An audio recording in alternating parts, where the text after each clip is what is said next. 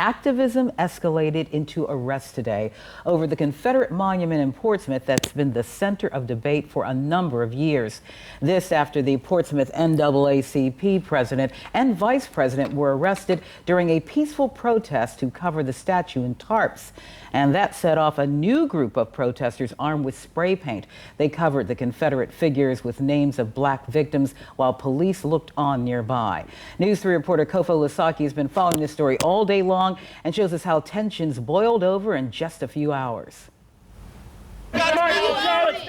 Portsmouth NAACP leaders are led away in handcuffs during a peaceful protest of the city's Confederate monument, angering the small crowd of onlookers and supporters. To have it escalated to a level that way by the police, when we have been working with them this entire time and not having an incident where there has been any violence, where there has not been any outrage, there has not been any, it has not uprouted the community, has not upset the community in any way, shape, or form. Chapter President James Boyd and Vice President Louis Gibbs arrested Wednesday around noon for trespassing on a Confederate monument. It all started Tuesday night when they and others covered the statues. The group was surrounded by police, but things remained peaceful.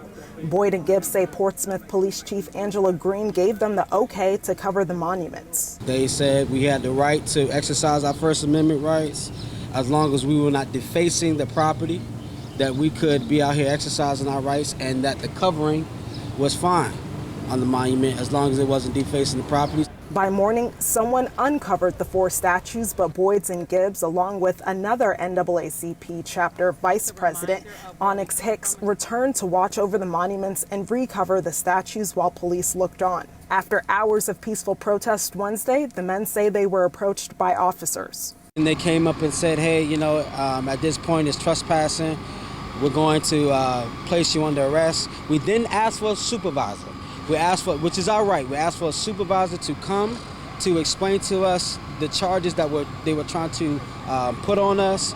We were denied that request. They say police told them they were refusing to leave before they arrested them. After about 30 minutes in jail, the men say they were released with a citation for trespassing. It's disappointing. It's disheartening, but somebody's gonna do what's right, even if it starts with us. Community leaders say they won't be deterred from their mission. Where do you go from here? Back to the monument. A short time after they returned, so did a new group, spray painting the names of black victims to cover the Confederate figures. Remove the stain is the rallying cry for those who want to see the monument go.